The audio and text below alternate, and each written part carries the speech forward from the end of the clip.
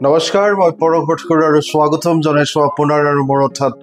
আমাৰ চেনেললৈ নামজাৰ নিশাৰ কথা কমল আশা কৰোঁ আপোনালোকৰ দিনটো খুবেই সুন্দৰভাৱে অতিবাহিত হয় উৎসৱবোৰ হৈছে সংস্কৃতি পৰম্পৰা আৰু সম্প্ৰদায়ৰ মনোভাৱৰ এক সাৰ্বজনীন অভিব্যক্তি যদিও বহুতো উৎসৱে চিনাকি আৰ্হি অনুসৰণ কৰে পৃথিৱীজুৰি কিছুমান উৎসৱ আছে যে তেওঁলোকৰ স্বকীয়তা আৰু সাংস্কৃতিক সমৃদ্ধিৰ বাবে থিয় হয় আজিৰ খণ্ডটোত আপোনালোকক এনে অস্বাভাৱিক উৎসৱবোৰ অন্বেষণ কৰিবলৈ এক যাত্ৰালৈ লৈ যাব বিচাৰোঁ যিবোৰ অতি উৎসাহেৰে উদযাপন কৰা হয় আৰু যি বিশ্বব্যাপী উদযাপনৰ দৃশ্যত এক চিহ্ন যোগ দিয়ে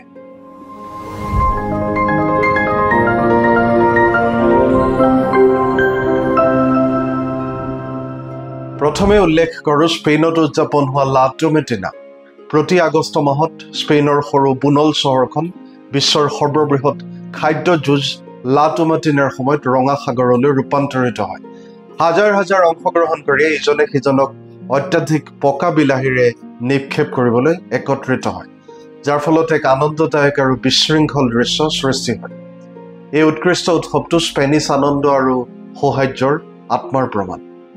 ইয়াৰ পিছতে উল্লেখ কৰোঁ থাইলেণ্ডত অনুষ্ঠিত হোৱা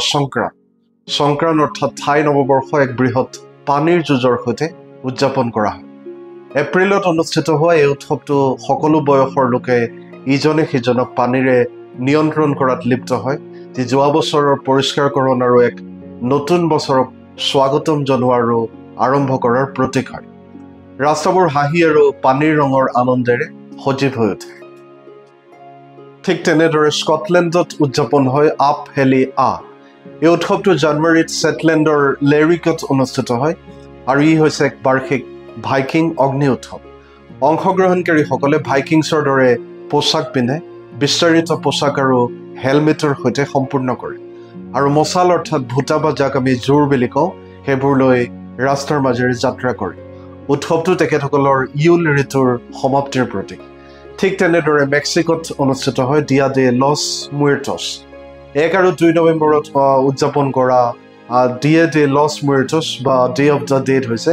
মৃতকক সন্মান জনোৱা মেক্সিকান উৎসৱ পৰিয়ালবোৰে আলোকচিত্ৰ খাদ্য আৰু স্মৃতিচিহ্নৰে সজ্জিত ৰঙীন বেদী সৃষ্টি কৰে আৰু বনভোজৰ বাবে কবৰস্থানত একত্ৰিত হয় উৎসৱটো আনন্দময় উদযাপন আৰু গাম্ভীৰ্যপূৰ্ণ স্মৰণৰ এক অনন্য মিশ্ৰণ একেদৰে হংকঙত অনুষ্ঠিত হয় শ্বিউং চাও বান ফেষ্টিভেল হংকঙৰ শ্বিউং চাও বুন উৎসৱ হৈছে বছৰে অনুষ্ঠিত হোৱা এটা টাওবাদী উদযাপন উৎসৱৰ মুখ্য আকৰ্ষণ হৈছে বানত আৱৰি থকা এটা টাৱাৰ আৰু অংশগ্ৰহণকাৰীসকলে যিমান সম্ভৱ সিমান বান সংগ্ৰহ কৰিবলৈ টাৱাৰত উঠি এটা বান স্ক্ৰেম্বলিং প্ৰতিযোগিতাত লিপ্ত হয় উৎসৱটোৱে ধৰ্মীয় পৰম্পৰাৰ সৈতে ক্ষিপ্ৰতাৰ মনোমোহা প্ৰদৰ্শনো একত্ৰিত কৰে একেদৰে জাপানত হয় হাদাকা মাটচুৰি নেকেড ফেষ্টিভেল বা নগ্ন উৎসৱ হিচাপে অনুবাদ কৰা হাদাকা মাটচুৰি হৈছে সমগ্ৰ জাপানৰ বিভিন্ন স্থানত অনুষ্ঠিত হোৱা এটা বাৰ্ষিক অনুষ্ঠান অংশগ্ৰহণকাৰীসকলে পুৰোহিতৰ দ্বাৰা নিক্ষেপ কৰা পবিত্ৰ বস্তুৰ বাবে প্ৰতিযোগিতা কৰিবলৈ একত্ৰিত হয় উৎসৱটো চিন্তু পৰম্পৰাত গভীৰভাৱে নিহিত আৰু সৌভাগ্য আৰু সমৃদ্ধি আনে বুলি বিশ্বাস কৰা হয় এতিয়া কওঁ থাইলেণ্ডৰ ইপেং লেণ্টাৰ্ণ ফেষ্টিভেল উত্তৰ থাই চহৰ চিয়াং মাউত পৰম্পৰাগত থাই চন্দ্ৰবৰ্ষপঞ্জীত দ্বাদশ মাহৰ পূৰ্ণিমাৰ সময়ত ইপেং লেণ্টাৰ্ণ উৎসৱ অনুষ্ঠিত হয় হাজাৰ হাজাৰ লেণ্টাৰ্ণ নিশাৰ আকাশত এৰি দিয়া হয় যাৰ ফলত ওপঙি থকা পোহৰৰ এক উজ্জ্বল প্ৰদৰ্শন সৃষ্টি হয় এই উৎসৱটো দুৰ্ভাগ্যৰ পৰা মুক্তি আৰু এক উজ্জ্বল ভৱিষ্যতক আকৰ্ষণ কৰাৰ প্ৰতীক হয় একেদৰেই আমেৰিকাত অনুষ্ঠিত হয় আণ্ডাৰ ৱাটাৰ মিউজিক ফেষ্টিভেল এইটো এক প্ৰকাৰৰ জলজ চিম্ফনী কিয়নো ডুবাৰু আৰু স্নৰকেলাৰসকলে লুইকে ৰিফত আণ্ডাৰ ৱাটাৰ মিউজিক ফেষ্টিভেলত অংশগ্ৰহণ কৰে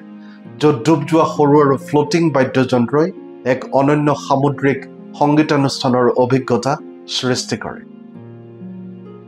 এতিয়া উল্লেখ কৰোঁ সাউথ কোৰিয়াত অনুষ্ঠিত হোৱা বৰিয়ং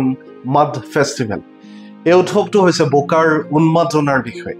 য'ত ৰেভেলাৰসকলে পুষ্টি সমৃদ্ধ বোকা ব্যৱহাৰ কৰি খেলি মেলি বোকাৰ কাজিয়া আৰু স্পা চিকিৎসাত লিপ্ত হয় যাৰ ফলত এটা সাধাৰণ বোকাৰ দিন এক জীৱন্ত আৰু বিশৃংখল উদযাপনলৈ পৰিৱৰ্তিত হয়। আৰু শেষত কওঁ মাংকি বাফেট ফেষ্টিভেল, যি থাইলেণ্ডৰ লপবুৰীত অনুষ্ঠিত হয়। বান্দৰৰ বুফে উৎসৱৰ সময়ত লপবুৰী স্বৰ্গলৈ ৰূপান্তৰিত হোৱাৰ লগে লগে বান্দৰৰ বাবে উপযুক্ত এটা বিচিত্ৰ ভোজৰ সাক্ষী হয় সকলো। স্থানীয় লোক আৰু পৰ্যটকসকলে ফল পাচলিৰ এক আড়ম্বৰপূৰ্ণ বিস্তাৰ আগবঢ়াবলৈ একত্ৰিত হয়। আৰু চহৰখনৰ বাসিন্দা মেকেকবোৰে এক আনন্দদায়ক আৰু অস্বাভাৱিক দৃশ্যৰ সৃষ্টি কৰে। আপোনালোকে নিশ্চয় অনুমান কৰিব পাৰিছে যে বান্দৰে সেই সময়ত কি আচৰণ কৰিব পাৰে। এই কথাৰে আজিৰ এই প্ৰসংগ সামৰিছোঁ। আশা কৰোঁ খণ্ডটি আপোনালোকে আদৰি ল'ব, লগতে আপোনালোকৰ মতামত আগবঢ়াব আৰু চেনেলটো নিশ্চয়কৈ ছাবস্ক্ৰাইব আৰু ফ'ল' কৰিব। কাইলৈ পুনৰ লগ পাম এক নতুন বিষয়ৰ সৈতে। ভগৱানে আপোনালোক সকলোৰে মংগল কৰক। আজিলৈ আহোঁ। শুভৰাত্ৰি।